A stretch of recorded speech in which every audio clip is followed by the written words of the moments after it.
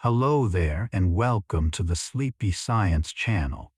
I'm so glad you found your way here tonight. Maybe you've had one of those days that stretched long and left you feeling scattered, or maybe you're simply the kind of person who finds peace not in silence, but in the soft hum of wonder, those gentle reminders that the world is so much larger, older, and more beautifully intricate than any single worry we carry. Either way, you're exactly where you need to be. Tonight, we're going to drift together through something truly special. We're going to explore the most relaxing facts about life on planet Earth. This pale blue dot that spins quietly through the cosmos, carrying billions of stories, billions of heartbeats, and an impossibly rich tapestry of life that has been weaving itself for nearly 4 billion years. From the smallest bacteria tucked inside Antarctic ice to the great whales singing beneath ocean waves, from forests breathing in what we breathe out to the silent, steady work of fungi connecting entire woodlands underground, life on Earth is a symphony, and tonight you get to listen. There's no pressure here. No need to remember every detail or stay awake for every word. In fact, I hope you don't. I hope your eyelids grow heavy. I hope your breathing slows. I hope the weight of the day melts away as we wander through tide pools and ancient forests, as we meet creatures you've never heard of and revisit ones you thought you knew. If you drift off halfway through, that's perfect. If you make it all the way to the end, that's wonderful too. There's no right way to experience this. Before we begin, if you're enjoying this journey, consider subscribing to the channel and leaving a like. It helps others find their way here when they need it most. And if you have a topic you'd like us to explore in a future video, drop it gently in the comments below. But for now, let all of that go. Settle into your pillow, adjust your blankets, let your body sink a little deeper. We're about to step into the living, breathing wonder of Earth, and I promise, it's going to be beautiful. Beneath the surface of every ocean, there exists a layer of water so rich with microscopic life that scientists call it the invisible forest. These are phytoplankton, tiny drifting organisms no bigger than a grain of pollen, and they are responsible for producing more than half of the oxygen you're breathing right now. Every other breath you take was made possible by something so small you couldn't see it without a microscope, floating somewhere in the sunlit shallows of a distant sea. They don't ask for recognition.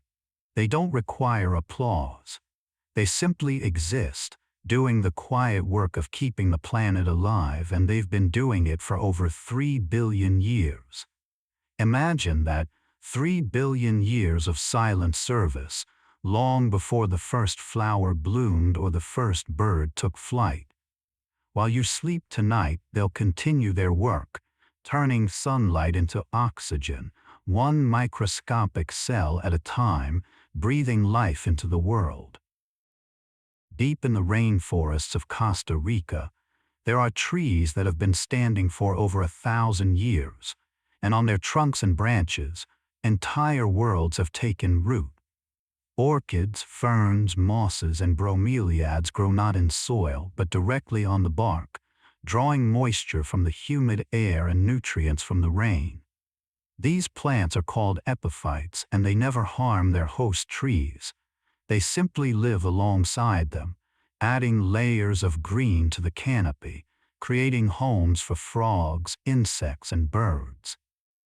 A single mature rainforest tree might host over 100 different species of plants on its surface, making it not just a tree, but an entire apartment complex of life.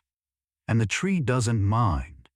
It stands, strong and patient, offering its branches to the sky and its shade to the forest floor, content to share its space with the multitude. There's a lesson in that, perhaps, a reminder that there's often room for more than we think, that generosity can be effortless, that coexistence is written into the very architecture of life. In the grasslands of the Serengeti, zebras and wildebeest migrate together, in numbers so vast they can be seen from space. Over 1 million animals moving as one great river of life across the plains. But they don't just travel together by coincidence. Zebras, with their strong teeth, eat the tougher, taller grasses, cutting them down and making way for the wildebeest, who prefer the shorter, softer shoots that grow underneath. In this way, they help each other without even knowing it. Their survival intertwined not through strategy, but through the simple rhythm of living.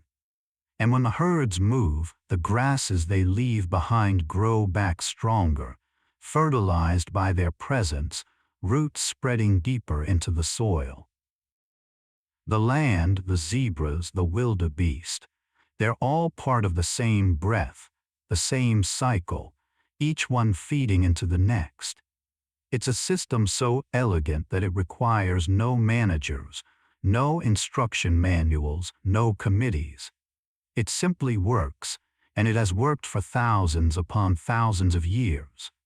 There are forests in the Pacific Northwest where trees communicate with one another through an underground network of fungi called mycorrhizae. These fungal threads connect the roots of different trees, allowing them to share water, nutrients, and even chemical signals. A mother tree, an old, towering giant, can send sugars to her saplings through this network, keeping them alive even in deep shade where they can't photosynthesize enough on their own. When a tree is attacked by insects, it can send warning signals through the fungal web, prompting neighboring trees to produce defensive chemicals before the insects arrive. Scientists call this the wood wide web, and it's been quietly operating in forests around the world for millions of years, long before humans invented the internet. The trees don't compete for resources the way we once thought. They cooperate. They support each other. They remember. And in their silent, rooted way, they take care of their own. Off the coast of Australia, there are clownfish who spend their entire lives within a few square meters of ocean, never wandering far from the anemone they call home. These fish are born male, living in small family groups with one dominant female who is larger than the rest. If that female dies or disappears, something remarkable happens. The largest male in the group transforms over the course of weeks into a fully functional female. His body changes. His behavior shifts. He becomes the new matriarch, ensuring the family continues. It's a quiet kind of resilience, a built-in flexibility that allows life to adapt and persist even in the face of loss. The ocean doesn't mourn the way we do, but it makes space for change, for transformation, for new roles and new beginnings.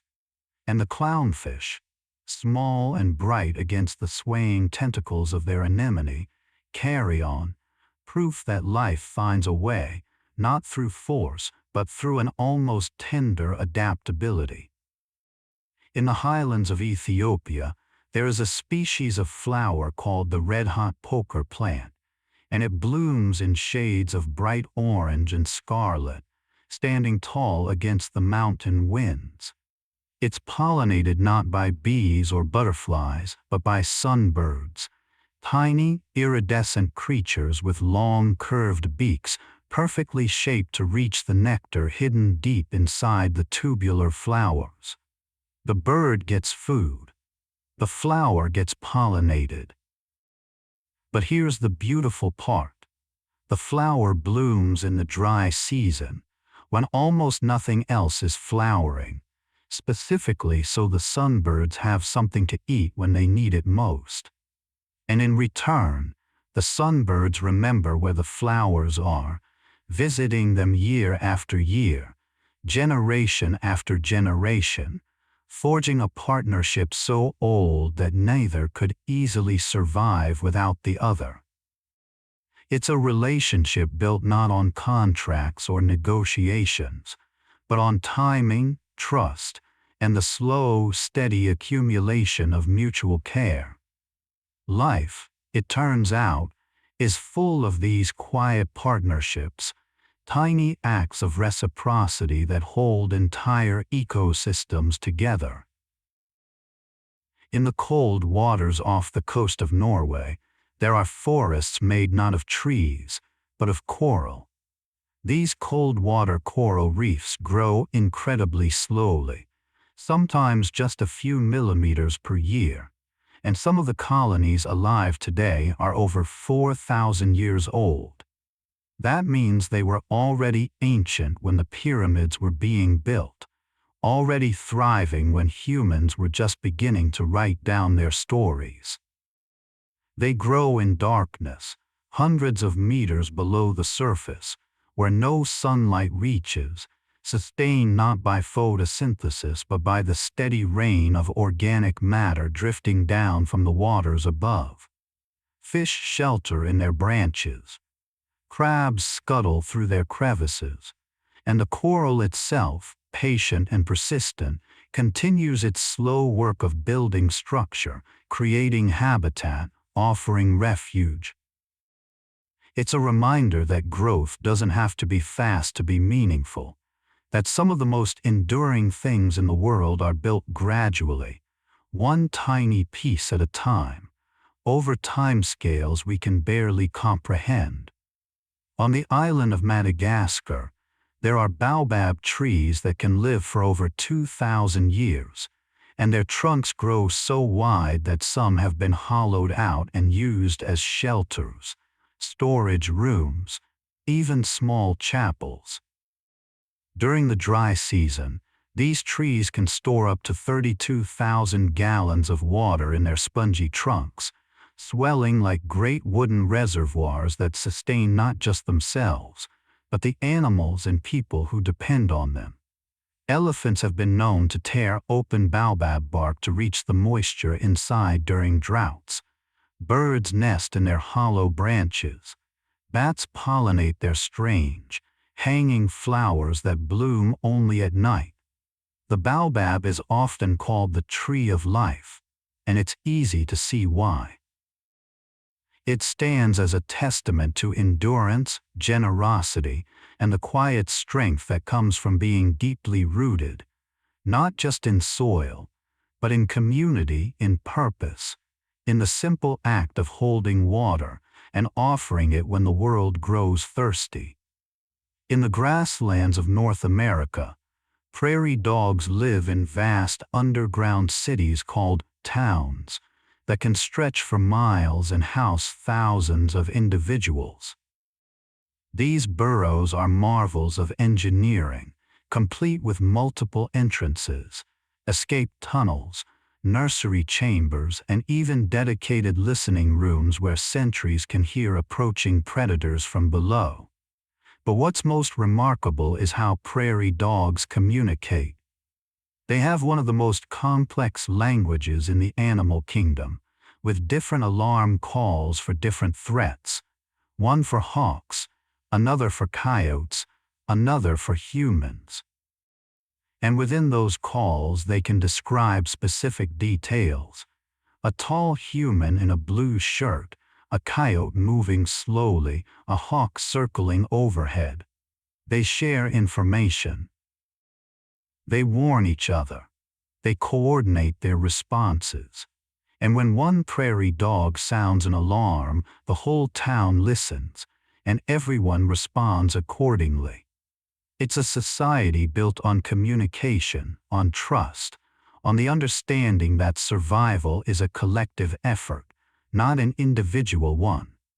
There are lichens growing on rocks in Antarctica that are among the oldest living organisms on Earth, some of them estimated to be over 5,000 years old. Lichens aren't a single organism. They're a symbiosis between a fungus and an alga, two completely different forms of life that come together to create something neither could be alone. The fungus provides structure and protection. The alga photosynthesizes and produces food. Together, they can survive in environments where almost nothing else can, on bare rock, in freezing temperatures, in places with no soil and almost no water. They grow at a rate so slow it's almost undetectable, expanding by fractions of a millimeter each year, and yet they persist. They don't rush. They don't compete. They simply exist, quietly transforming bare stone into something that future life can use, paving the way for mosses, for plants, for the slow greening of barren places. In their patience, there is a kind of grace. In the rivers of the Amazon, there are dolphins, pink river dolphins, whose color deepens with age and activity, flushing brighter when they're excited or exerting themselves, much like a blush spreading across human skin. These dolphins are among the most intelligent and adaptable of all cetaceans, navigating murky floodwaters where visibility is nearly zero, using echolocation to hunt fish among submerged tree roots and tangled vegetation. They're also surprisingly flexible, able to turn their heads 90 degrees and swim through flooded forests where their oceanic cousins could never go. Local legends say the dolphins are magical, that they can transform into humans and walk on land during festivals. And while that's myth, there's something undeniably enchanting about a creature so at home in two worlds, river and forest, water and wood. They remind us that boundaries are often more porous than we think, that life finds ways to occupy spaces we never imagined, and that adaptability, more than strength, is often the key to thriving. In the soils beneath your feet, there are more living organisms in a single teaspoon than there are people on the entire planet. Bacteria, fungi, protozoa, nematodes, an entire microscopic civilization working tirelessly to break down organic matter, cycle nutrients, and support the roots of every plant that grows. These organisms are the foundation of every ecosystem on land, the invisible engineers that make soil fertile, that turn death back into life, that ensure the world stays green. And they ask for nothing. They don't need praise or recognition. They simply do the work, generation after generation, in darkness, in silence, in the spaces between soil particles where water and air and life all meet. Without them, forests wouldn't grow. Crops wouldn't thrive. The whole intricate machinery of terrestrial life would grind to a halt. And yet most of us will live our entire lives without ever seeing them, without ever knowing their names, without ever realizing that we owe them everything. In the mountains of Japan, there are macaque monkeys who gather in natural hot springs during the winter, soaking in the warm water while snow piles up on their heads and shoulders. They sit quietly, eyes half closed, steam rising around them, their faces the very picture of contentment. Scientists have studied these monkeys and found that bathing in hot springs reduces their stress hormones, helps them stay warm through brutal winters, and even strengthens social bonds as they groom each other in the water. It's not just survival, it's self-care, community care, an understanding that sometimes the best thing you can do is pause, breathe, and let warmth seep into your bones. The monkeys don't hurry. They don't multitask. They simply sit together in the heat and the snow, reminding us that rest is not laziness, that comfort is not weakness, and that sometimes the wisest thing we can do is stop and soak for a while. There are forests in Sweden where wolves have returned after being absent for over a century, and their presence has transformed the landscape in ways no one predicted. Deer, no longer able to graze freely without fear, have changed their behavior. They move more, browse less in certain areas, avoid riverbeds where they're vulnerable. This has allowed willow and aspen trees to grow back, which stabilized riverbanks and reduced erosion. Beavers returned, building dams that created wetlands. Those wetlands attracted birds, amphibians, insects. The wolves didn't just add themselves to the ecosystem. They rewove the entire fabric, strengthening threads that had gone slack, restoring patterns that had been forgotten. Ecologists call this a trophic cascade, but it's really just a reminder that everything is connected, that removing or adding a single thread can ripple outward in ways we can't always predict, and that nature, given half a chance, knows how to heal itself.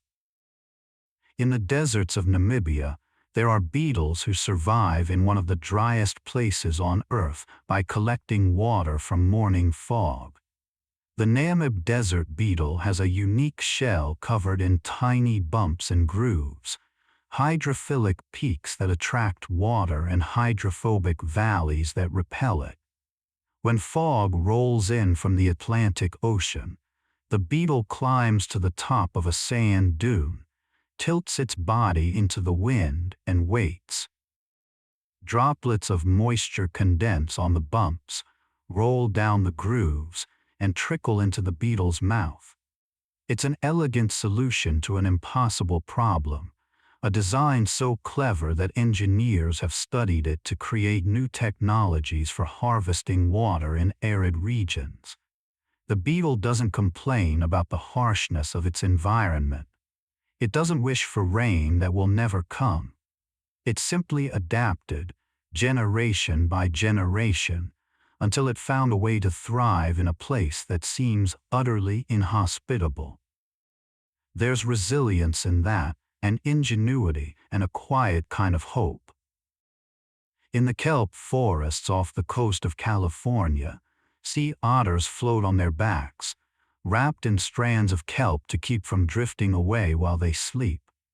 They use rocks as tools to crack open shellfish, balancing the stones on their chests and hammering abalone and sea urchins until the shells break. A single otter can eat 25% of its body weight in food every day, and in doing so, it keeps sea urchin populations in check. Without otters, urchins overgraze the kelp, turning vibrant underwater forests into barren urchin barrens where almost nothing else can live.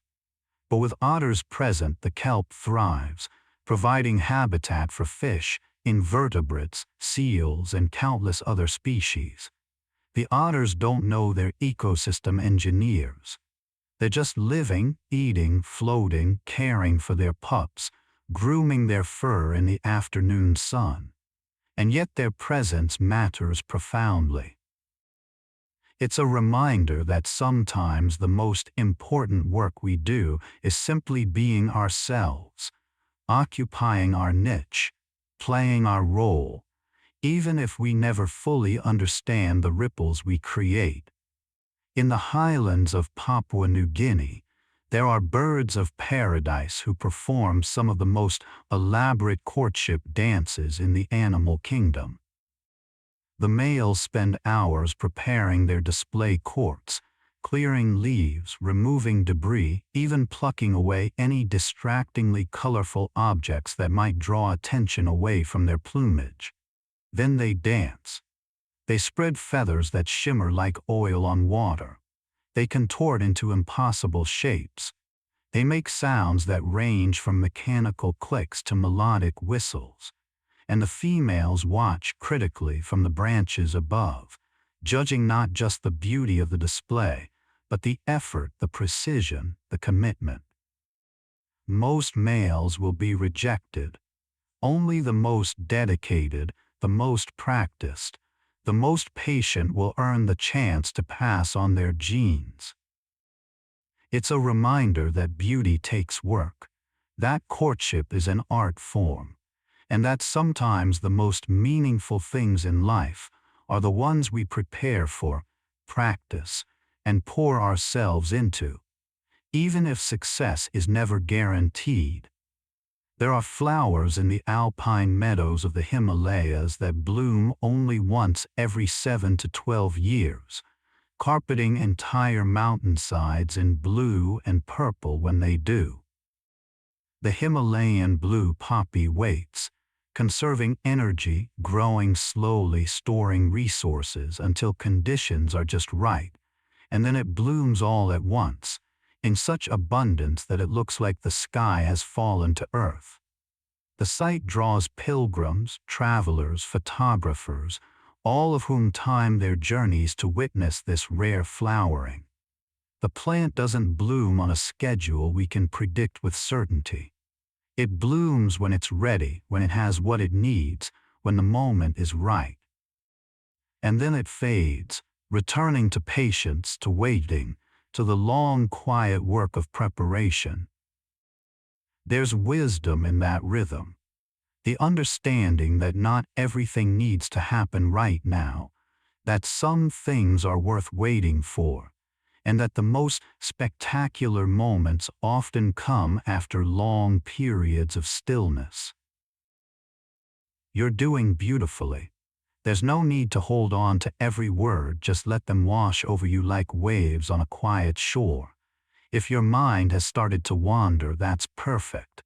If your breathing has slowed, even better, you're safe here. There's nothing you need to do, nowhere you need to be.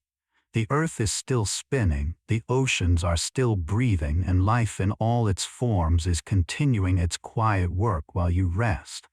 Let your shoulders drop a little. Let your jaw unclench. Feel the weight of your body sinking into the softness beneath you. We have so much more to explore together, but there's no rush. Take your time. Drift if you need to. I'll be here when you return. In the wetlands of the Florida Everglades, alligators dig gator holes, deep depressions in the limestone that fill with water during the wet season and retain it during the dry months. These holes become vital refuges for fish, turtles, wading birds, and invertebrates when the surrounding marshes dry up. The alligator doesn't do this out of altruism. It digs the hole for itself, to stay cool and hydrated, but the effect is the same.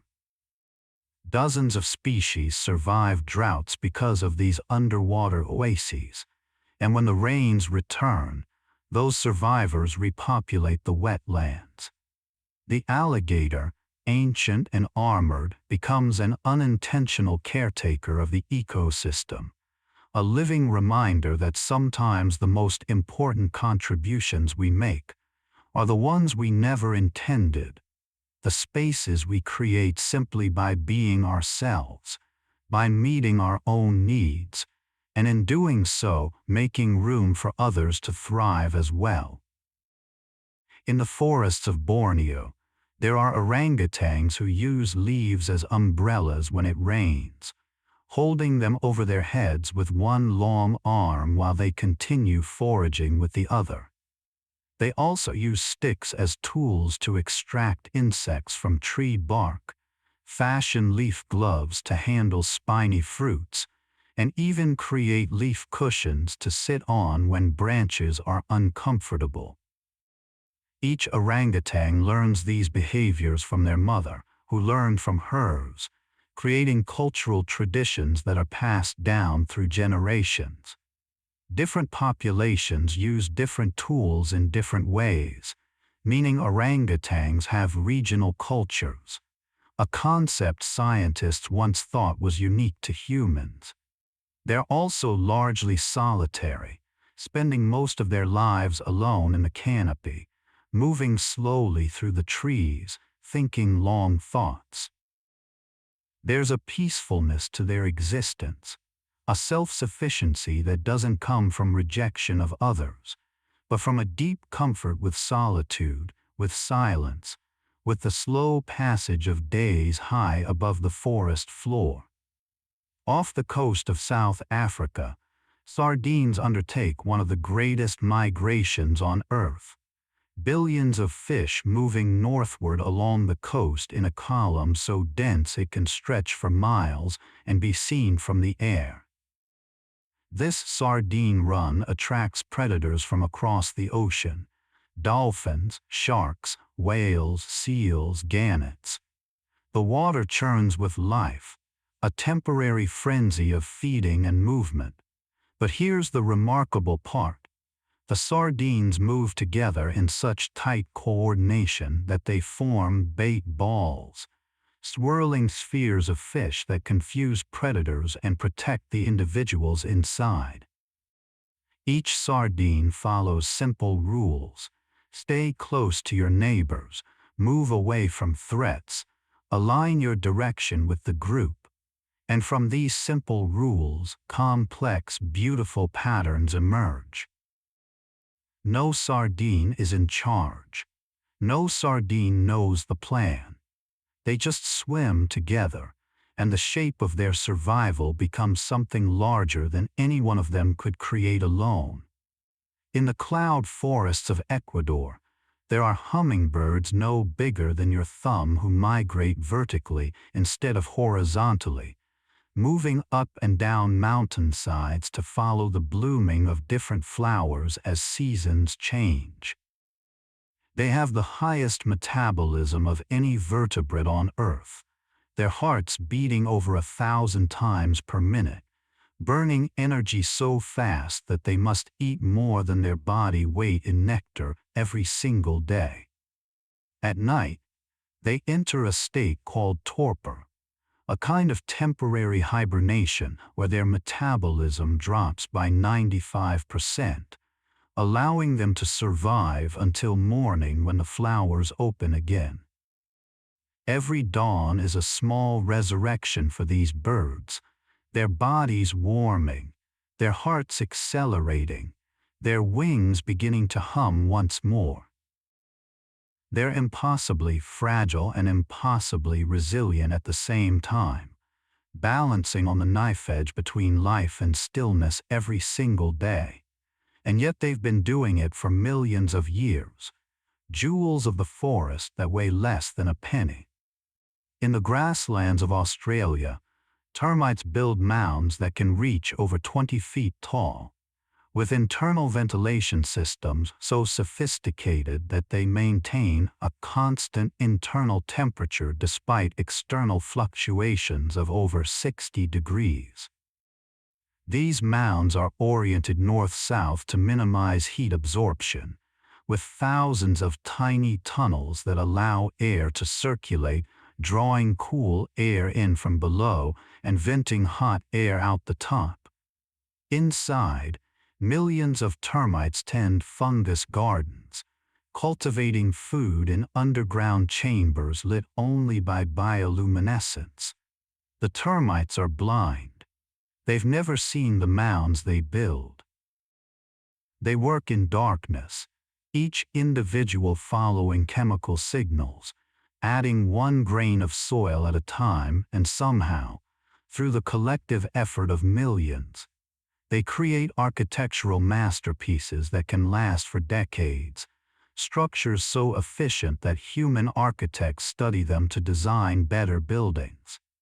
It's collaboration at its purest.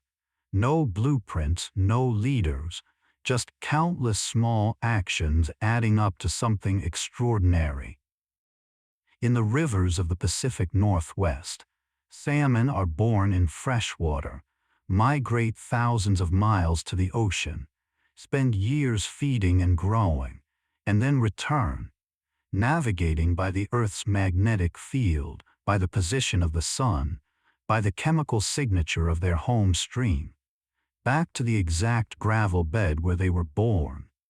There, they spawn and die, their bodies decomposing and releasing nutrients that fertilize the river, feeding the algae and insects that their own offspring will depend on. Bears drag salmon carcasses into the forest, distributing marine nutrients deep inland.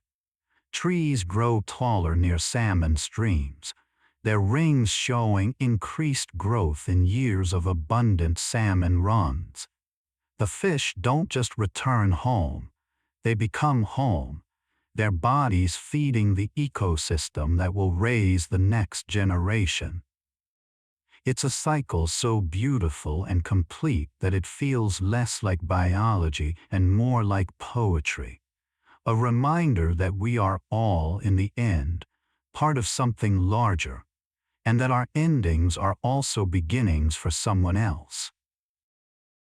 In the forests of the Congo Basin, elephants carve paths through the dense jungle, creating trails that other animals follow for generations. These elephant highways become corridors for gorillas, forest antelope, and countless smaller creatures, connecting different parts of the forest and allowing genetic exchange between populations that might otherwise be isolated. Elephants also dig water holes in dry riverbeds using their tusks and feet, excavating sources of water that sustain entire communities during droughts. They spread seeds across vast distances, eating fruits and depositing them miles away in piles of nutrient-rich dung, planting the forest as they walk. They knock down trees, creating clearings where sunlight can reach the forest floor and new growth can begin. They're landscape architects, engineers, gardeners, all without ever intending to be. They simply live large lives, and the forest grows around them, shaped by their presence, richer for their passing. In the deep ocean, at depths where no sunlight penetrates, there are worms over 6 feet long living around hydrothermal vents, cracks in the seafloor where superheated water rich in minerals pours into the icy darkness.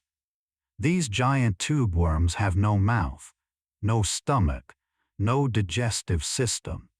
Instead, they have a special organ filled with bacteria that convert the toxic chemicals from the vents into energy the worms can use. It's a form of symbiosis so complete that the worm and bacteria are essentially one organism, neither able to survive without the other. They thrive in an environment that would kill most life on Earth: crushing pressure, near-freezing water, clouds of hydrogen sulfide.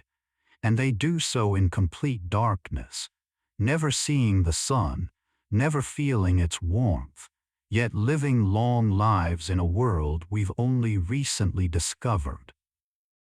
They're proof that life doesn't need the things we once thought were essential, that given time and evolution, biology can find footholds in the most unlikely places.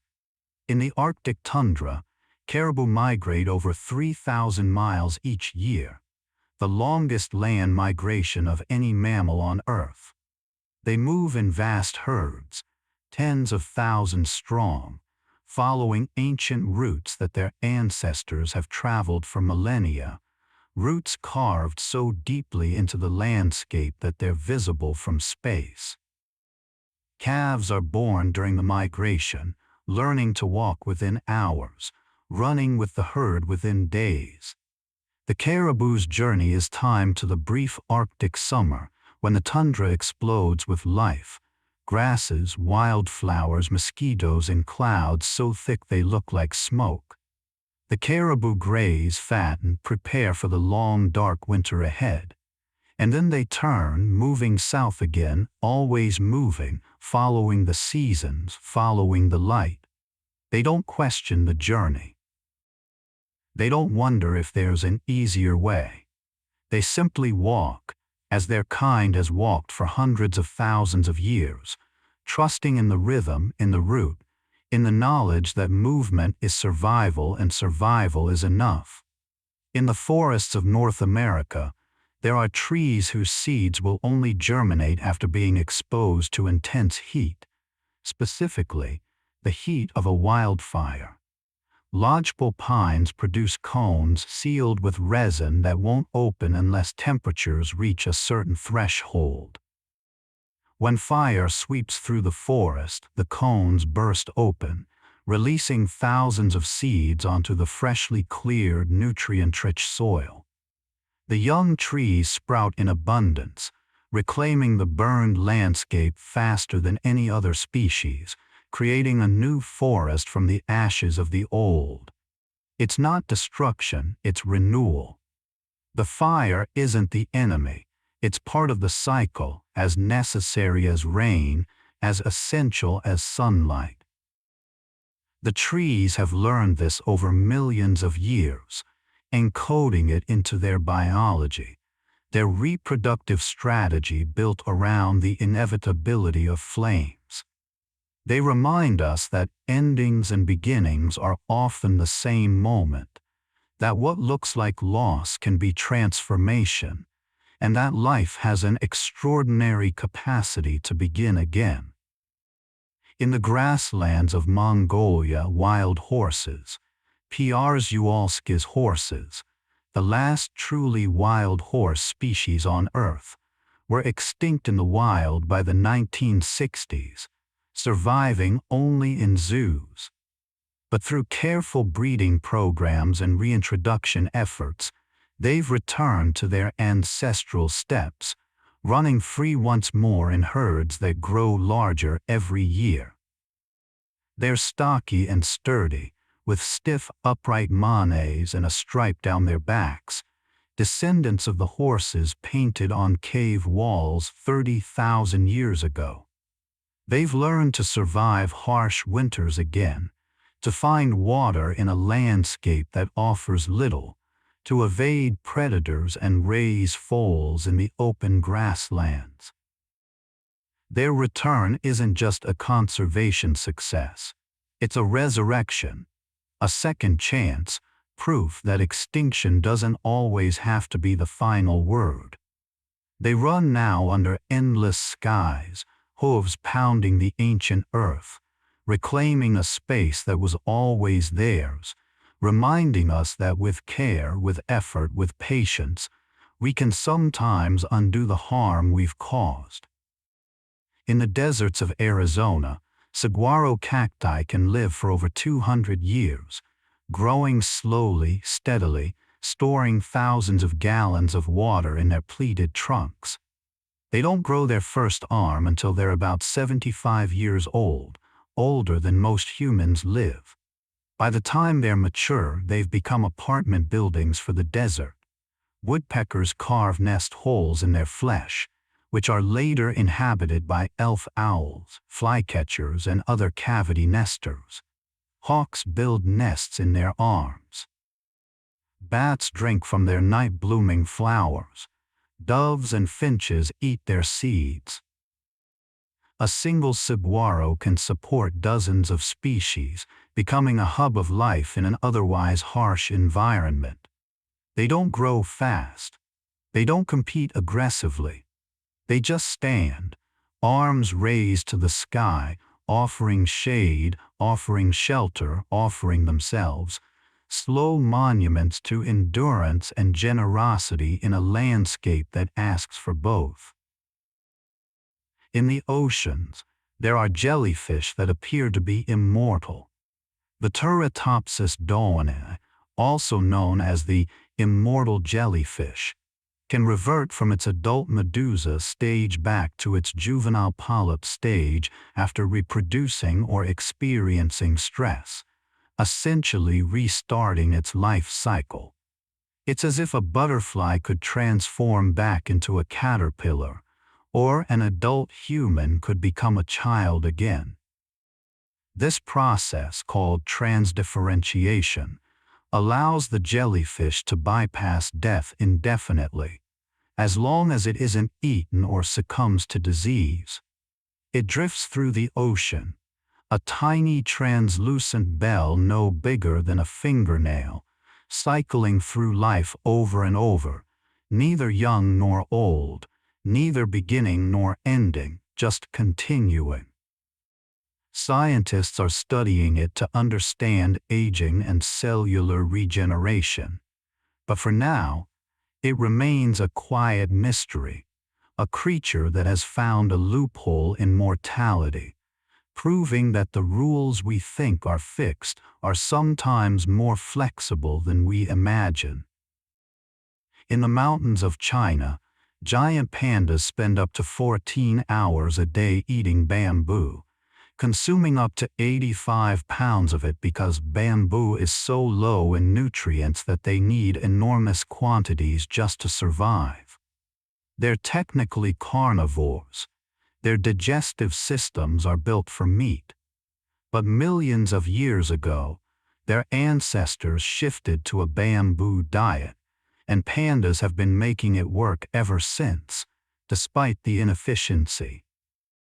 They're gentle, solitary, slow-moving, with a famous reputation for being difficult to breed in captivity. But in the wild, in the misty mountain forests where they belong, they're perfectly suited to their niche. They climb trees with surprising agility. They have a special pseudothumb, an enlarged wrist bone, that helps them grip bamboo stalks. They live quiet lives, munching bamboo, napping in the shade, occasionally rolling down hills for reasons scientists still don't fully understand. They're a reminder that survival doesn't always look efficient, that sometimes life takes the long, slow, roundabout route, and that's okay. Not everything needs to be optimized. In the rainforests of Central America, leafcutter ants harvest fresh leaves and carry them back to their underground colonies in pieces many times their own size, creating trails that look like tiny green rivers flowing across the forest floor. But the ants don't eat the leaves. Instead, they chew them into pulp and use it to cultivate fungus gardens deep in their nests. The fungus breaks down the leaves, and the ants eat the fungus. It's agriculture, true farming, practiced by insects for over 50 million years, long before humans ever planted a seed. The ants tend their gardens carefully, weeding out unwanted fungi, fertilizing the beds, even using antibiotics produced by bacteria they carry on their bodies to protect their crops from disease.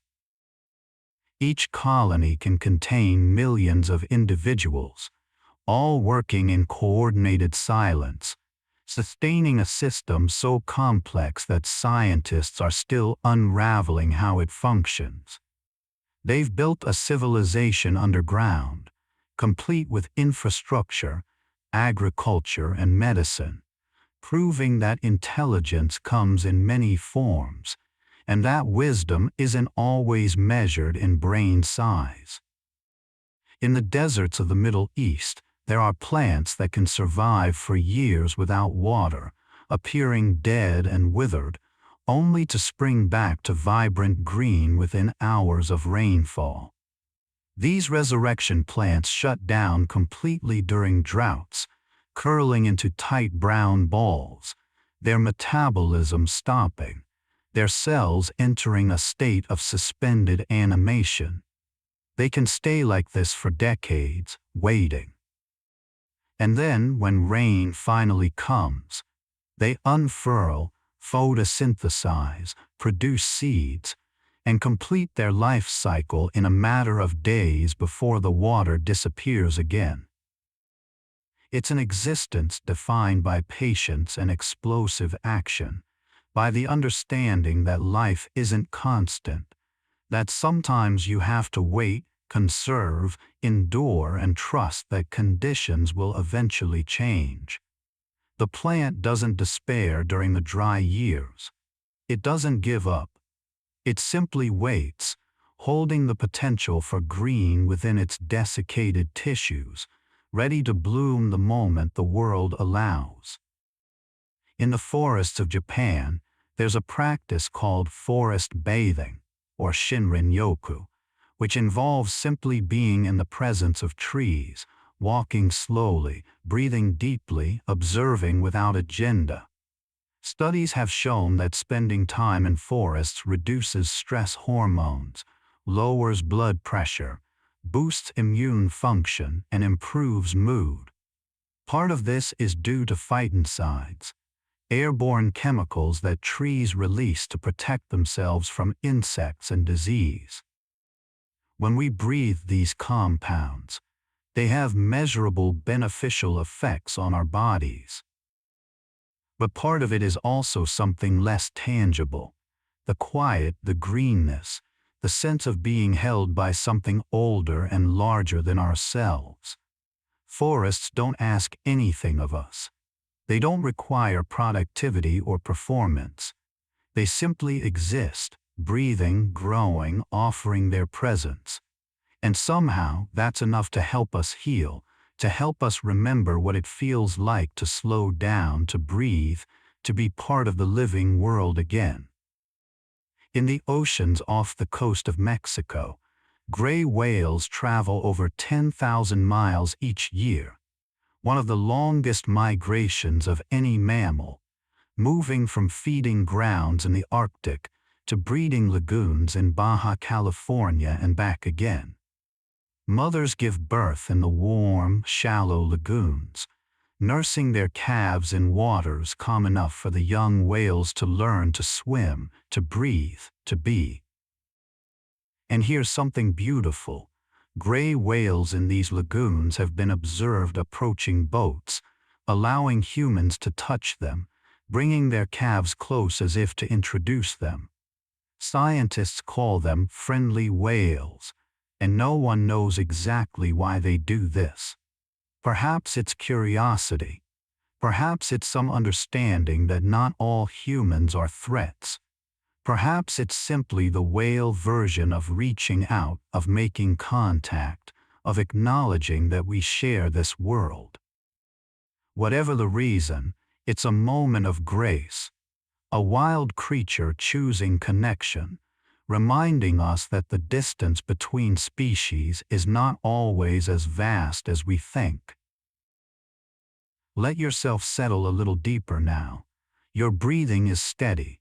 Your heartbeat is calm. The world outside continues, but here in this moment you're held by the vastness of life on Earth, by forests and oceans, by migrations and transformations, by the quiet work of creatures you'll never meet but who share this planet with you. There's no test at the end of this. No need to remember everything. Just let it be here. Let it wash through you.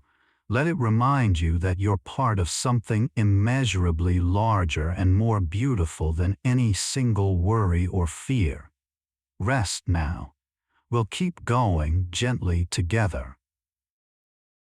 In the wetlands of Botswana, hippos spend their days submerged in rivers and lakes, surfacing every few minutes to breathe, their eyes and nostrils just breaking the surface like organic periscopes. At night, they emerge to graze on land, traveling several miles to feeding grounds and returning before dawn. And as they move between water and land, they fertilize both. Their dung, deposited in the water, feeds fish and invertebrates, supporting entire aquatic food webs. On land, they create pathways through the vegetation, trampling dense growth and opening space for other animals. They're ecosystem engineers like beavers or elephants, shaping the landscape simply by living their lives. A hippo doesn't set out to manage a wetland. It just eats, swims, and moves, and in doing so sustains countless other forms of life. There's an effortlessness to it, a reminder that sometimes the most profound impacts we have are not the ones we plan, but the ones that emerge naturally from simply being present, being ourselves, being here. In the soils of the Pacific Northwest, there are fungi that glow in the dark, bioluminescent mushrooms that emit a soft green light from their gills, illuminating the forest floor on moonless nights. Scientists believe the glow attracts insects, which then spread the fungal spores, helping the mushrooms reproduce. But walking through a forest and stumbling upon these glowing mushrooms is like discovering tiny lanterns scattered among the ferns, as if the forest itself is dreaming with its eyes open. It's a reminder that magic doesn't always require explanation, that the world is full of small wonders we overlook simply because we're not paying attention, and that beauty often exists in the quietest, darkest places, waiting for someone to notice, to pause, to see. In the skies above North America, monarch butterflies undertake a migration so improbable it seems like fiction. Starting from Canada and the northern United States, millions of monarchs fly up to 3,000 miles south to a handful of mountain forests in central Mexico, where they cluster in such dense numbers that entire trees appear to be made of orange and black wings. No individual butterfly makes the full round trip. It takes 3 or 4 generations, each one born knowing a route they've never traveled, navigating by the sun, by magnetic fields, by instincts encoded in their tiny bodies. The butterflies that arrive in Mexico have never been there before. They've never met the butterflies who made the journey the previous year. And yet they find the exact same trees, the exact same valleys, year after year. It's inherited memory, genetic GPS proof that knowledge can be passed not through teaching, but through biology itself, written into cells and wings and the pull of something ancient. In the rainforests of Sumatra, Rafflesia flowers bloom directly from the forest floor, producing the largest single flower on Earth, up to 3 feet across, weighing up to 15 pounds. They have no leaves, no stems, no roots in the traditional sense. Instead, they're parasites, living inside the roots of jungle vines, only emerging as a flower. And when they bloom, they smell like rotting meat, earning the nickname corpse flower. The stench attracts carrion flies, which pollinate the flower thinking they've found a place to lay their eggs. It's not beautiful by conventional standards. It's bizarre, pungent, unsettling.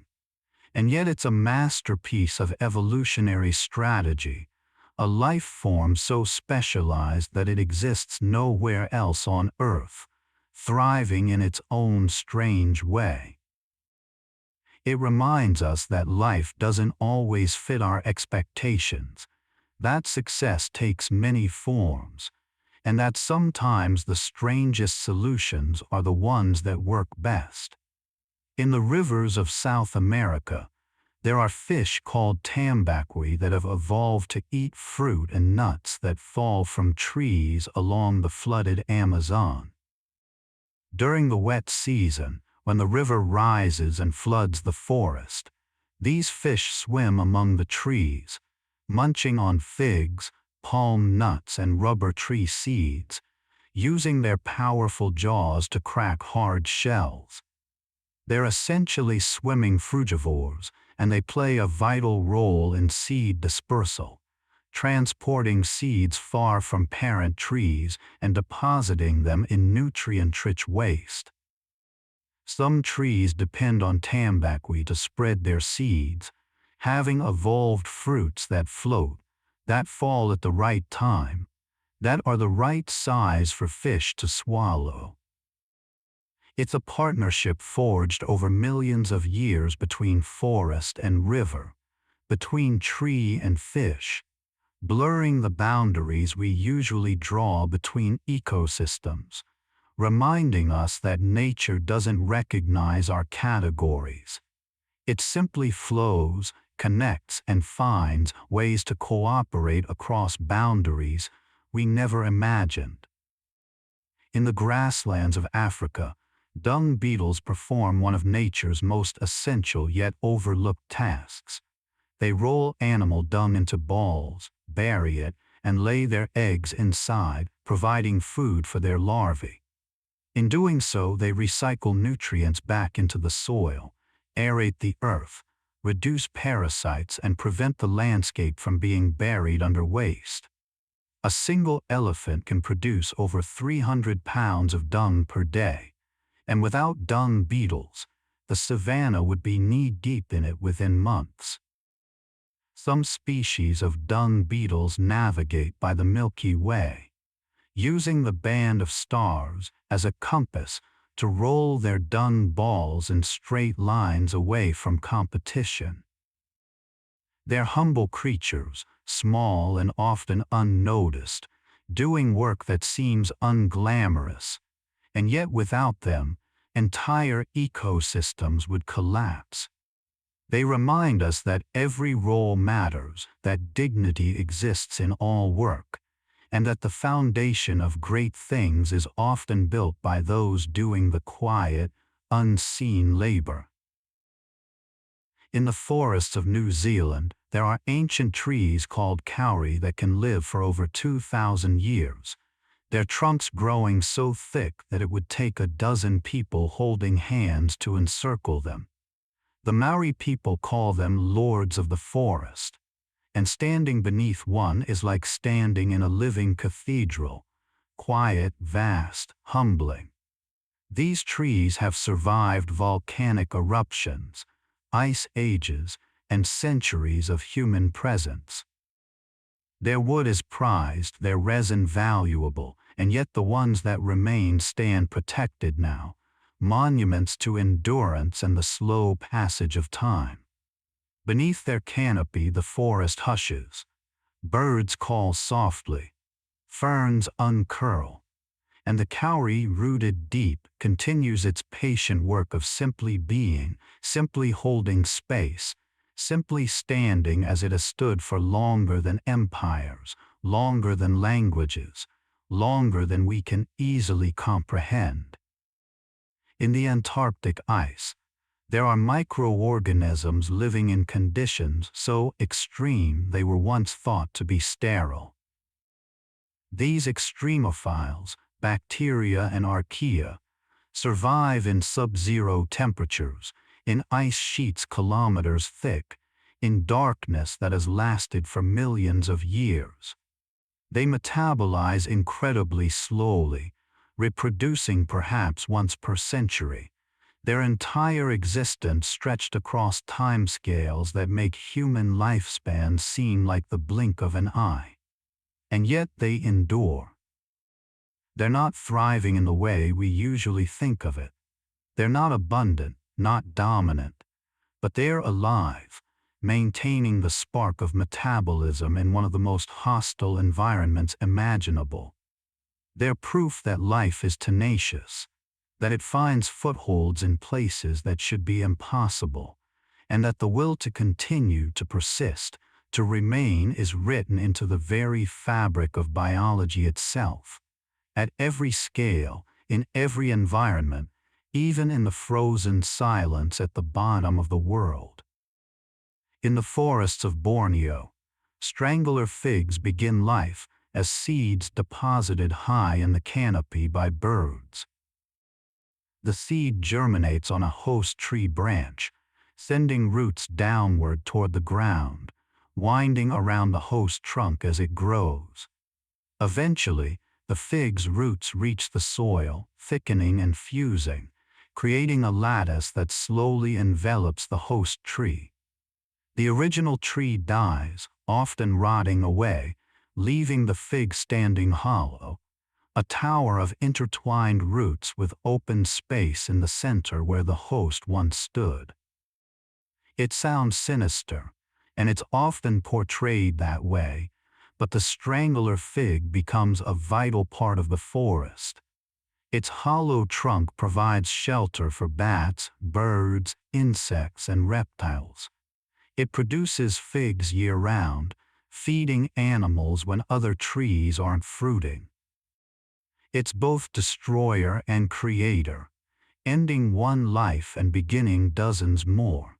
A reminder that transformation often looks like destruction from the outside, that death and life are not opposites but partners, and that what seems like an ending is often just the middle of a much longer story. In the Arctic, polar bears can detect seals beneath 3 feet of ice and snow using only their sense of smell. They're the largest land carnivores on Earth, yet they move across the frozen sea with surprising stealth, waiting motionless beside seal-breathing holes for hours, sometimes days, until a seal surfaces.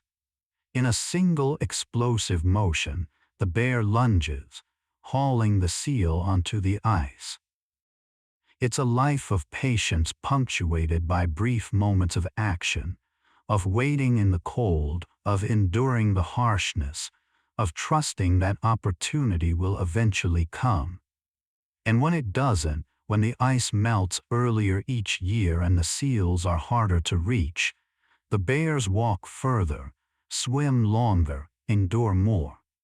They're adapting as fast as they can, but the world is changing faster. And yet they continue because that's what life does. It continues, it adapts, it persists, even when the conditions shift, even when the future is uncertain, even when patience is the only tool left.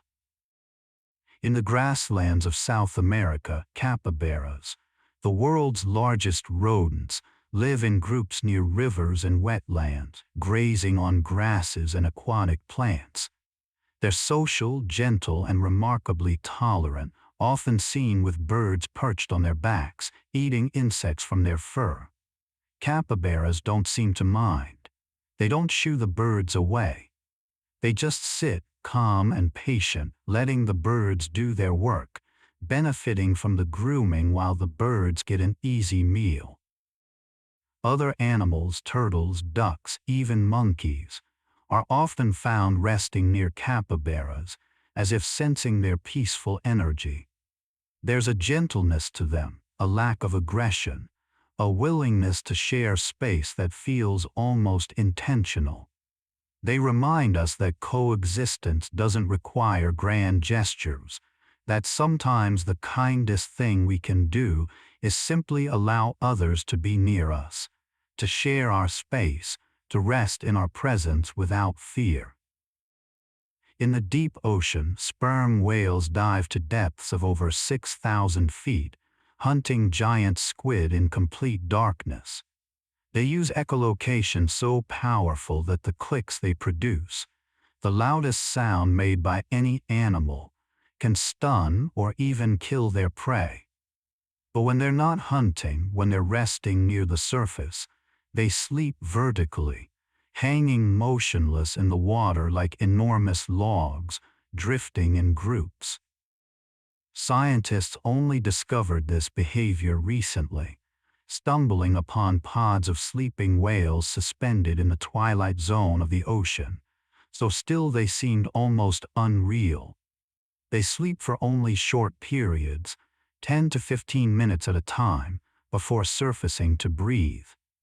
It's a vulnerable state, a moment of complete rest in a world that is never truly safe, and yet they do it together, synchronized, trusting in the group, in the ocean, in the rhythm that has kept their kind alive for millions of years. Even the giants need rest. Even the powerful need stillness. Even the deep divers must eventually surface and breathe. In the rivers of North America, beavers are nature's engineers. building dams that create wetlands, slow erosion, filter water, and provide habitat for hundreds of other species. A single beaver family can transform a landscape, turning a narrow stream into a complex mosaic of ponds, channels, and meadows. They work at night, felling trees with their powerful teeth, dragging branches into place, packing mud and stones with their front paws. Their dams can last for decades, even centuries if maintained, becoming permanent features of the landscape. And when beavers move on, the dams slowly break down, and the wetlands drain and new meadows grow, creating habitat for different species. Beavers don't just build homes, they create cycles, engineering change that ripples through time, shaping ecosystems long after they're gone. They're builders, yes, but they're also teachers, showing us that construction and change are part of the same process, that making space for water, for life, for diversity is work worth doing, even if we never see the final result. In the deserts of Australia, there are frogs that spend most of their lives underground, emerging only when it rains, which might be once every few years. During dry periods, they burrow deep into the sand, encasing themselves in a cocoon of shed skin that prevents water loss, and enter a state of dormancy that can last for months or years. When rain finally soaks the ground, they dig their way out, mate, lay eggs in temporary pools, and race to complete their life cycle before the water evaporates. Tadpoles develop in days instead of weeks. Adults gorge on insects, storing fat and water in their bodies. And then, before the desert dries again, they burrow back down, seal themselves in, and wait for the next rain. It's a life lived in bursts, in brief explosions of activity surrounded by long silences, a reminder that time doesn't always move at the same speed, that patience can stretch across seasons or years, and that sometimes the wisest thing we can do is wait for conditions to be right before we emerge. In the forests of Madagascar, there are geckos whose tails break off when grabbed by predators, a defense mechanism called autotomy. The tail continues to wiggle after detaching, distracting the predator while the gecko escapes. Over time, the gecko grows a new tail, not quite identical to the original but functional, complete.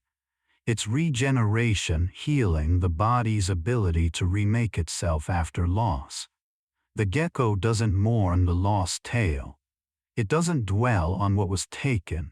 It simply regrows, adapts, continues. There's resilience in that, and practicality, and a kind of acceptance that loss is part of survival, that we don't always get to keep everything. But that doesn't mean we can't move forward, can't rebuild, can't find wholeness again in a new form. In the oceans, sea turtles navigate across thousands of miles of open water, returning to the exact beach where they were born to lay their own eggs. They're guided by the Earth's magnetic field, by the angle of waves, by cues so subtle we still don't fully understand them. Female turtles haul themselves onto the sand, dig deep nests, lay dozens of eggs, cover them carefully, and return to the sea. Weeks later, the hatchlings emerge at night, orienting toward the brightest horizon, usually the moon reflecting off the ocean, and scrambling toward the waves. Most won't survive. Predators, exhaustion, and the vastness of the ocean claim the majority. But some will make it, growing slowly over decades, traveling the world's oceans, until one day they too feel the pull of home and return to the same beach, the same sand, guided by memory they shouldn't have but do. It's instinct and miracle tangled together, proof that home isn't always a place we choose but a place that calls us, written into our biology, waiting for us to return. In the mountains of China, red pandas live solitary lives in temperate forests, sleeping in trees during the day and foraging for bamboo at dusk. They're not closely related to giant pandas. They're more like weasels or raccoons, but they share a similar diet and a similar gentleness. They have thick fur to keep them warm, a long bushy tail for balance, and a false thumb like giant pandas to grip bamboo. They're incredibly shy, rarely seen in the wild, living quiet lives in the canopy, moving through the mist like small russet ghosts. They don't demand attention. They don't make noise. They simply exist beautifully in a niche that is entirely their own, reminding us that not all survival strategies involve being the biggest, the loudest, the most dominant. Sometimes survival is about finding a quiet corner of the world and learning to thrive there, unbothered, unhurried, at peace. In the oceans, blue whales, the largest animals ever to exist on Earth, feed on some of the smallest. Krill, tiny shrimp-like crustaceans that swarm in vast clouds in cold, nutrient-rich waters. A blue whale can eat up to 4 tons of krill per day, filtering them from the water using baleen plates that hang from their upper jaw like curtains. They lunge into krill swarms with their mouths open, taking in huge volumes of water, then push it out through the baleen, trapping the krill inside. It's an elegant solution, a giant sustained by multitudes of the tiny, proof that size and power don't always come from dominating the strong, but from efficiently harvesting the abundant. The whales sing to each other across ocean basins, their low-frequency calls traveling thousands of miles underwater, carrying messages we don't understand. They're solitary yet connected, alone yet always in communication, living vast lives in a vast world, reminding us that you can be immense and still move gently, that you can be powerful and still live on the smallest things, that grace and size are not opposites. Your body knows how to rest. Your mind knows how to let go. There's nothing here to hold on to, nothing to figure out, nothing to solve. Just the gentle parade of life on Earth, creatures you've never met, places you'll never visit, wonders you'll never fully understand. But they're here, they're real, they're part of the same world you inhabit. Let that be a comfort. Let it remind you that you're not alone, that the planet is full, bursting, alive with resilience and beauty and quiet strength. Breathe slowly. Think deeper. There's so much more to come, and none of it requires your effort, just your presence, just your willingness to listen, to drift, to rest. In the forests of Central Africa, mountain gorillas live in family groups led by a silverback, a mature male whose back hair has turned gray with age. The silverback makes decisions about where the group travels, where they sleep, when they eat, and he protects them from threats. But his leadership isn't tyrannical. It's gentle, attentive, responsive to the needs of the group. He plays with the young, grooms the adults, mediates conflicts, and provides reassurance. When the group rests, he rests. When they eat, he eats. His strength is undeniable. A silverback can weigh over 400 pounds and has the strength of several men. But he uses it sparingly, preferring displays and vocalizations to actual violence. Most days are peaceful, spent foraging for leaves, fruits, and stems, napping in the afternoon sun, grooming each other in quiet companionship.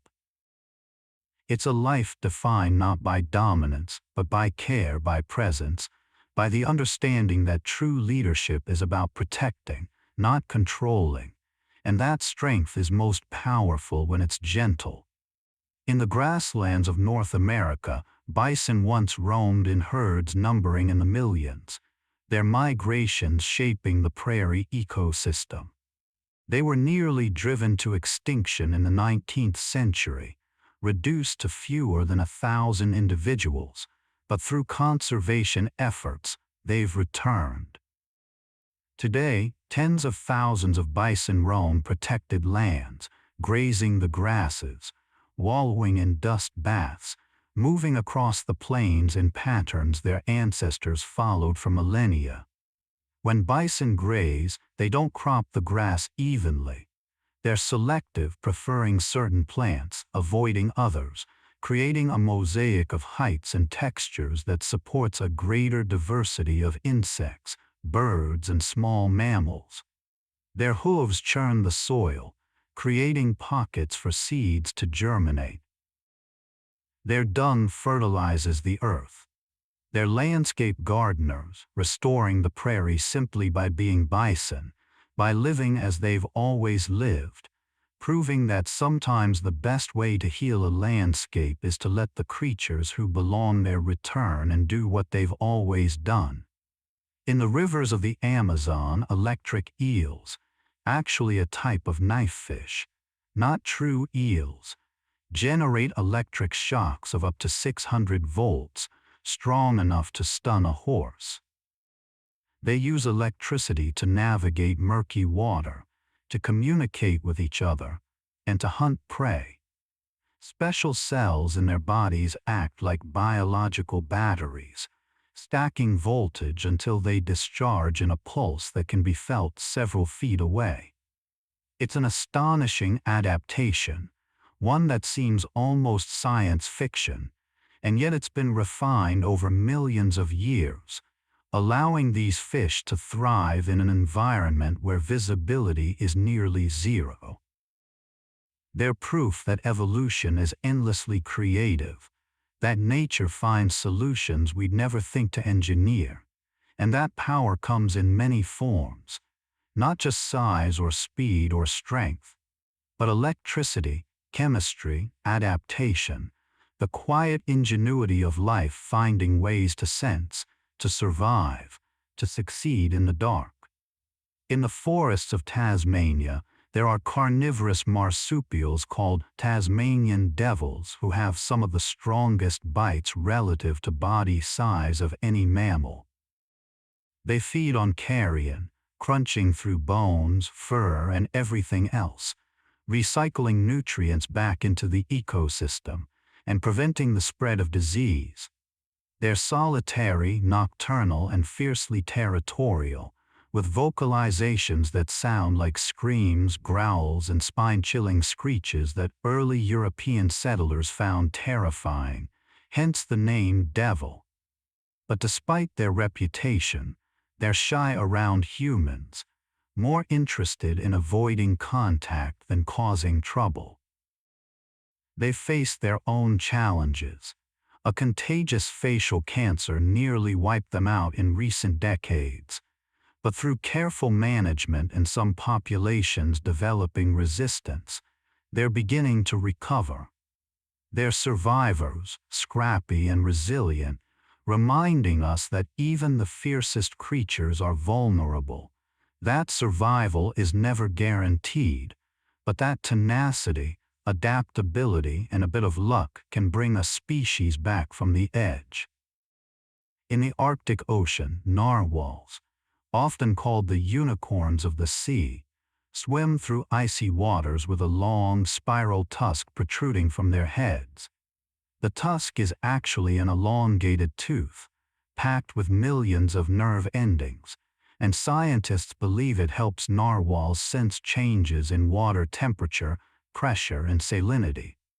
They use echolocation to navigate under sea ice, surfacing at breathing holes in the frozen expanse, diving deep to feed on fish and squid.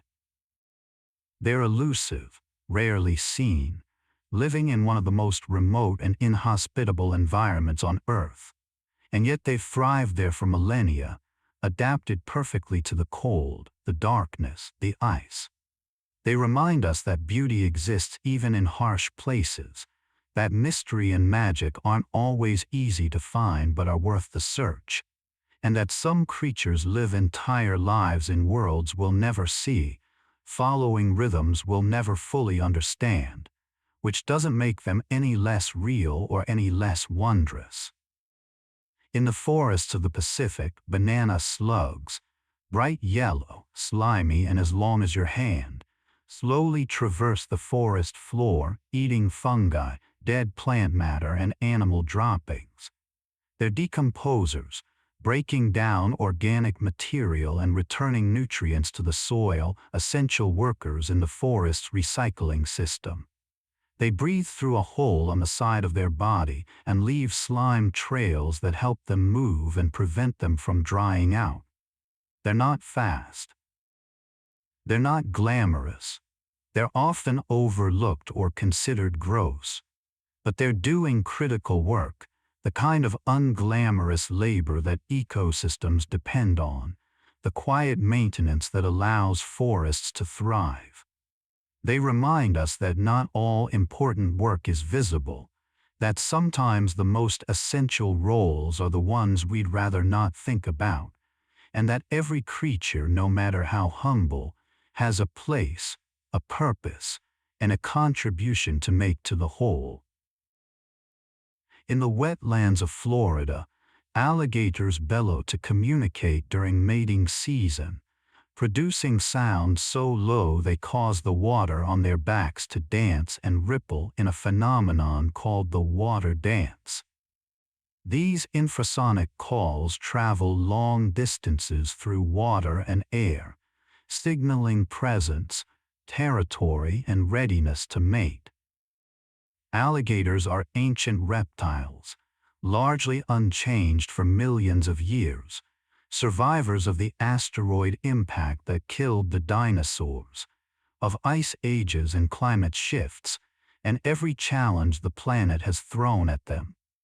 They're cold-blooded, which means they're energy efficient, able to go months without food if necessary. They bask in the sun to warm up, retreat to water to cool down, living slow lives punctuated by sudden explosive action when prey comes near. They're patient hunters, still as logs, waiting for the right moment. And in that patience, in that stillness, there's a kind of wisdom, an understanding that not every moment requires action, that sometimes the best strategy is to wait, to watch, to let the world come to you. In the mountains of the Himalayas, snow leopards traverse some of the most rugged terrain on Earth, solitary and elusive, rarely seen by humans. They have thick fur, wide paws that act like snowshoes, and long tails that help them balance on narrow ledges and wrap around their bodies for warmth while they sleep. They hunt ibex, blue sheep, and other mountain ungulates, using stealth in the landscape itself, rocky outcrops, cliffs, ridges to approach unseen. They're so well camouflaged that researchers often can't spot them even when looking directly at them. They live alone, meeting only briefly to mate, raising cubs in hidden dens high in the mountains. It's a solitary life, demanding and harsh, but they're perfectly suited to it, moving through their alpine world with grace and confidence, ghosts of the high peaks, reminding us that solitude isn't the same as loneliness, that some creatures are built for wide, empty spaces, and that there's a quiet dignity in choosing to walk alone. In the deserts of North Africa, fennec foxes, the smallest foxes in the world, have evolved enormous ears that help dissipate heat and locate prey underground. They hunt at night, listening for the movements of insects, rodents, and lizards beneath the sand, then pounce, digging furiously to catch their meal. They live in small family groups in underground dens, sheltering from the brutal daytime heat. Their pale fur reflects sunlight, and their kidneys are so efficient they can survive without drinking water, extracting all the moisture they need from their food. They're tiny, weighing less than 4 pounds, and yet they thrive in one of the harshest environments on Earth, proof that adaptation is more important than size, that intelligence and specialization can overcome almost any obstacle, and that life, when it wants to, can make a home anywhere. In the forests of the Congo, okapis, relatives of giraffes, live secretive lives in dense rainforest, rarely seen and unknown to Western science until the early 20th century. They have the body of a horse, the stripes of a zebra on their hindquarters, and a long prehensile tongue like a giraffe, that they use to strip leaves from branches. They're solitary, quiet, and elusive, communicating through low-frequency vocalizations that travel through the forest understory. Despite their striking appearance, they're masters of camouflage, their coloring breaking up their outline in dappled forest light. They move like shadows, browsing on leaves, fruits, and fungi, disappearing into the vegetation before you even realize they were there. They remind us that the world still holds mysteries, that there are creatures living entire lives just beyond our awareness, and that discovery isn't over. There are still secrets in the forests, still wonders waiting to be known. In the deserts of the southwestern United States, roadrunners, those cartoon-famous birds, are real, fast, and remarkably clever predators. They can run at speeds of up to 20 miles per hour, using their speed to chase down lizards, snakes, insects, and even rattlesnakes, which they kill with rapid, precise strikes. They're opportunistic, eating scorpions, tarantulas, small birds, and cactus fruit depending on what's available. They nest in cholla cacti, using the spiny plants as protection from predators. They pant and flutter their throat to cool off, and in cold mornings they sunbathe, fluffing their feathers and exposing a patch of dark skin on their back that absorbs warmth. They're resourceful, adaptable, tough, built for the extremes of the desert, thriving through intelligence and versatility rather than specialization. They remind us that flexibility is survival, that the ability to change tactics, to try different approaches, to make do with what's available is often more valuable than being perfect at one thing. In the rivers of South Asia, gharials, long-snouted crocodilians, have jaws lined with over 100 interlocking teeth, perfectly designed for catching fish. They're almost entirely aquatic, spending their lives in rivers, rarely coming onto land except to nest. Males develop a bulbous growth on the end of their snout called a gara, which amplifies their vocalizations and attracts females. They're ancient, specialized, and critically endangered, their populations decimated by habitat loss and fishing nets. But conservation efforts have begun to turn the tide, with captive breeding programs and protected riverbanks helping their numbers slowly recover.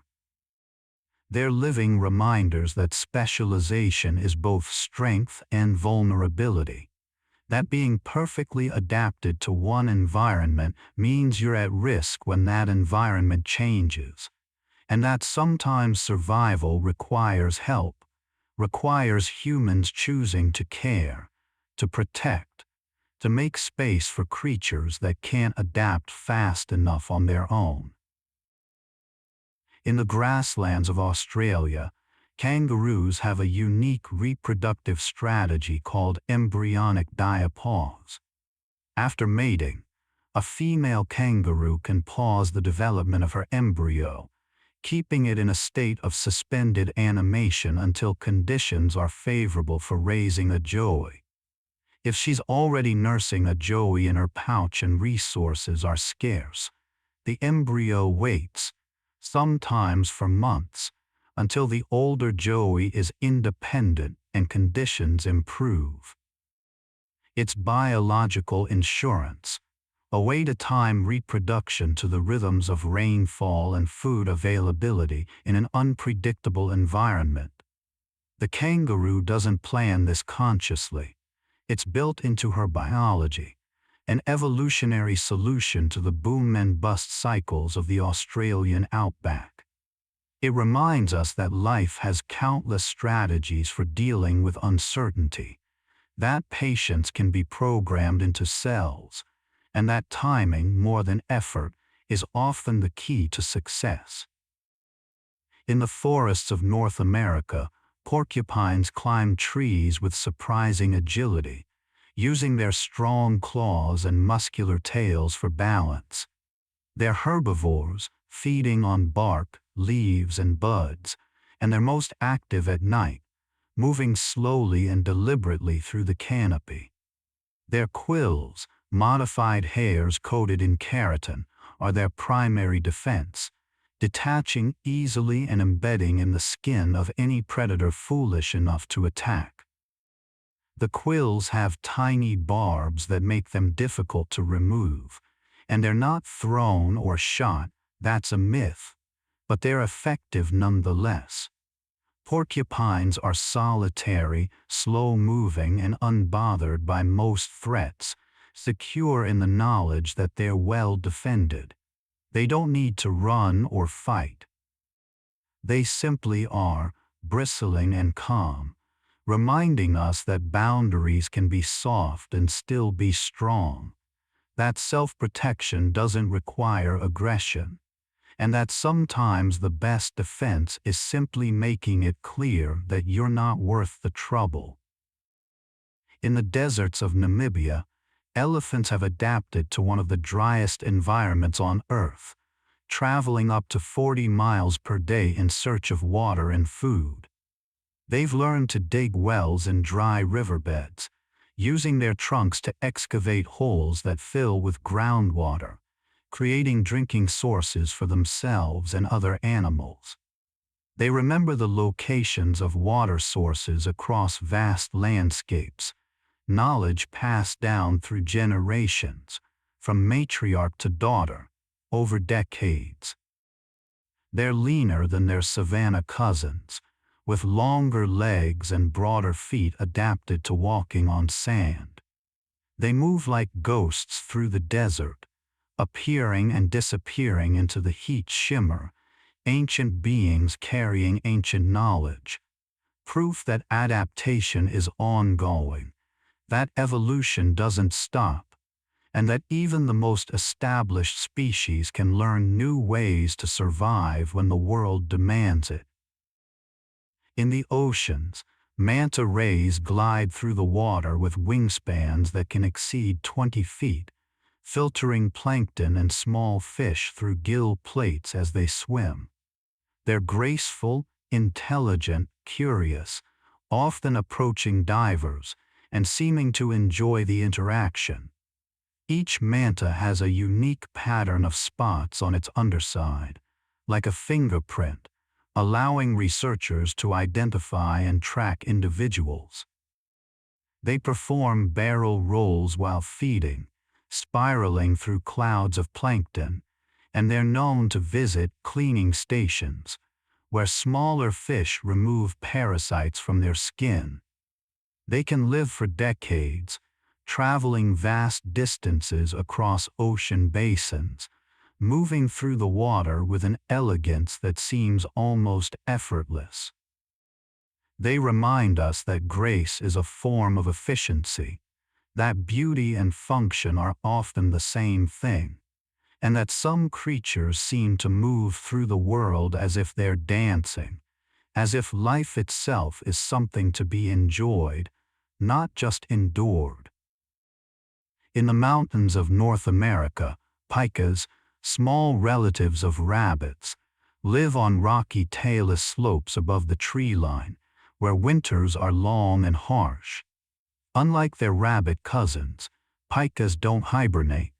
Instead, they spend the short summer frantically gathering grasses and wildflowers, creating haypels that they cure in the sun and store beneath rocks.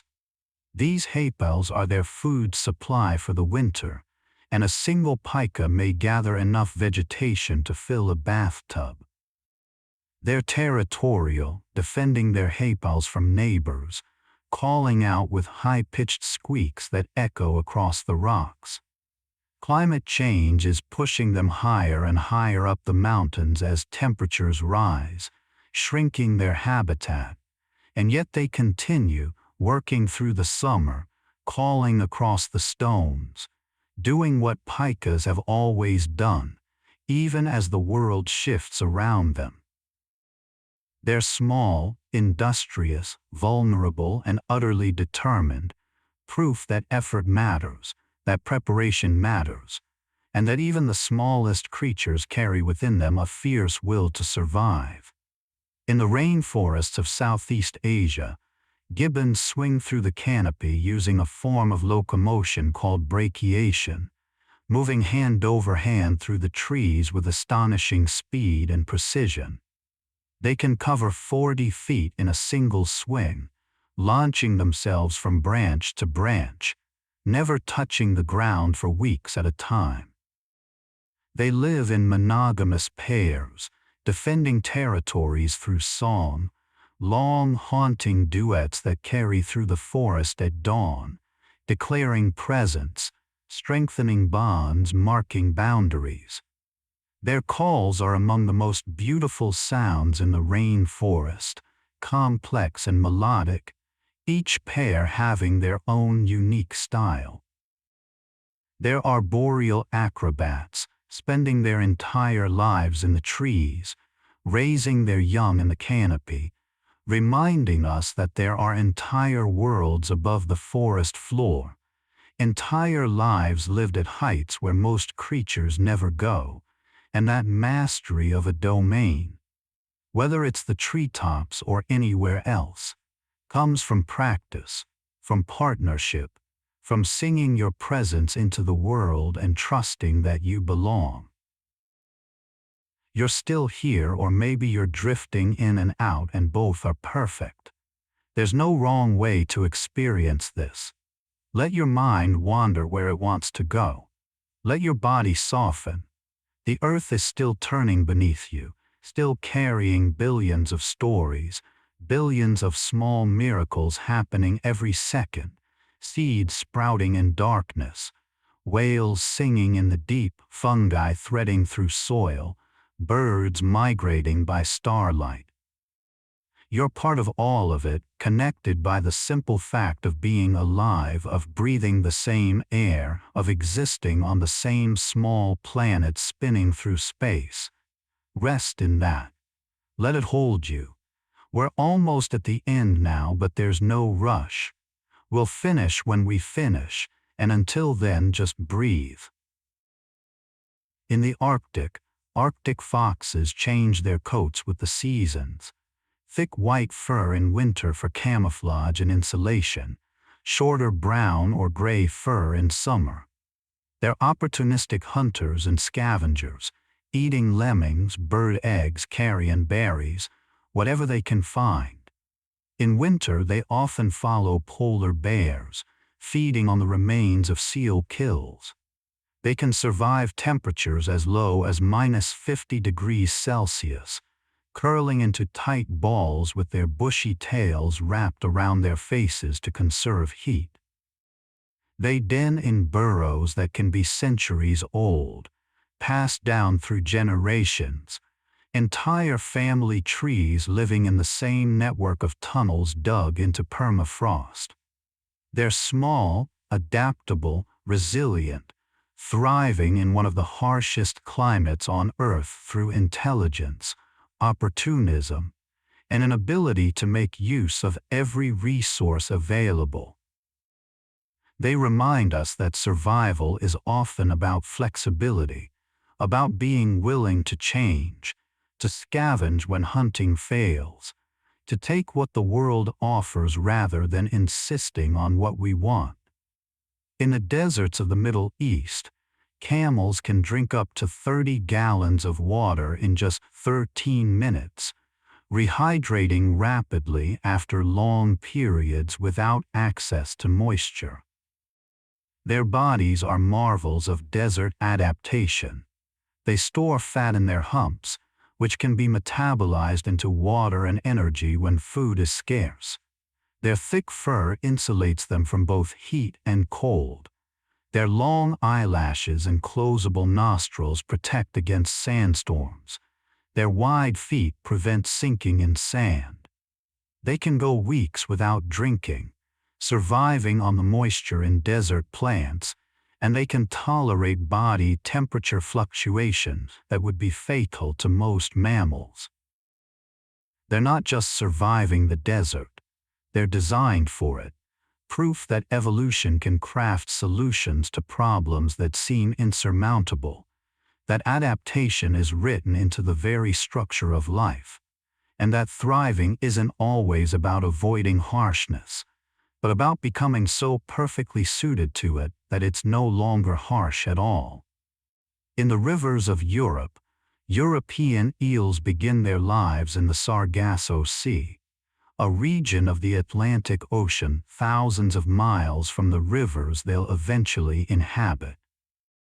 The larvae drift on ocean currents for months or years, gradually making their way to European coasts, transforming into transparent glass eels as they enter freshwater. They swim upriver, sometimes traveling overland on wet grass, and spend decades growing in ponds, lakes, and streams. Then when they're mature, they undergo another transformation, becoming silver eels, and swim all the way back to the Sargasso Sea to spawn and die. No one has ever witnessed them spawning. No one knows exactly how they navigate. It's one of the great mysteries of marine biology, a journey repeated millions of times, driven by instincts older than human civilization, proof that some knowledge isn't learned but inherited, written into the body, guiding creatures across oceans to places they've never been but somehow know. In the grasslands of Mongolia, Pallas's cats, small, stocky wild cats with incredibly dense fur, hunt at dawn and dusk, stalking pikas, voles, and birds across the open steppe. They have round pupils instead of the vertical slits common in most cats, giving them better vision in low light. They're solitary, territorial, and surprisingly vocal, communicating through a variety of sounds, including something that resembles a small dog's bark. They den in rock crevices or abandoned burrows, raising their kittens in hidden places far from human eyes. They're not particularly fast or strong compared to other predators, but they're patient, methodical, and perfectly camouflaged, blending into the grassland until they're nearly invisible.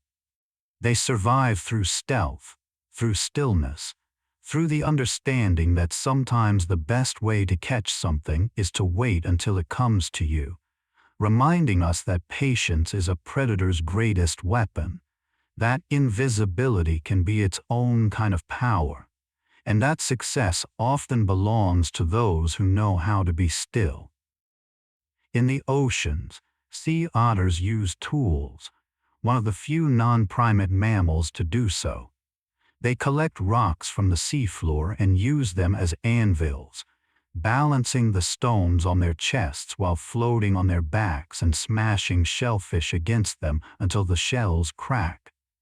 They're meticulous, often using the same rock repeatedly, sometimes storing it in a pocket of loose skin under their forearm between dives. They spend a significant portion of their day grooming their fur, which is the densest of any animal on Earth, up to 1,000,000 hairs per square inch. Without blubber to insulate them, they rely entirely on their fur to stay warm, trapping air between the hairs to create an insulating layer. Keeping their fur clean and well-maintained is literally a matter of survival. They're fastidious, adorable, intelligent, and living proof that tools aren't the exclusive domain of primates, that different paths can lead to similar solutions, and that evolution rewards cleverness as much as it rewards strength. In the forests of Central America, three-toed sloths move so slowly that algae grow on their fur, turning them greenish and providing additional camouflage. They spend up to 20 hours a day sleeping, hanging from branches with their long curved claws. They descend to the forest floor only about once a week to defecate, burying their waste at the base of trees, a behavior that may help fertilize the trees they depend on. Moths live in their fur, and when the sloth defecates, the moths lay eggs in the dung. It's a bizarre, intricate relationship involving sloths, moths, algae, and trees, a micro-ecosystem living on the body of a single animal. Sloths are slow, deliberate, energy-efficient, living life at a pace that seems impossibly relaxed. They remind us that speed isn't always necessary, that there's value in slowness, in taking your time, in expending only the energy you need and no more. In a world obsessed with productivity, the sloth is a gentle rebellion, a creature that has decided that less is enough. And so here we are at the end of our journey through the living world.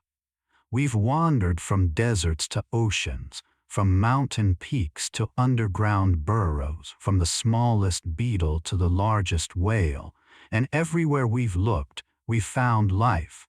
Persistent, inventive, enduring, beautiful. We've seen creatures who wait years for rain, who navigate by starlight, who sing across oceans, who grow forests on their backs, who share resources through underground networks, who transform themselves to survive loss, who carry within them the memory of journeys they've never taken. And in all of it there's been a common thread. Life doesn't give up. Life adapts, cooperates, endures. Life finds ways. You're part of that story, you know. You're not separate from the forests and the oceans and the migrations. You're made of the same elements, governed by the same biology, part of the same unbroken chain that stretches back 4 billion years to the first cells that ever divided.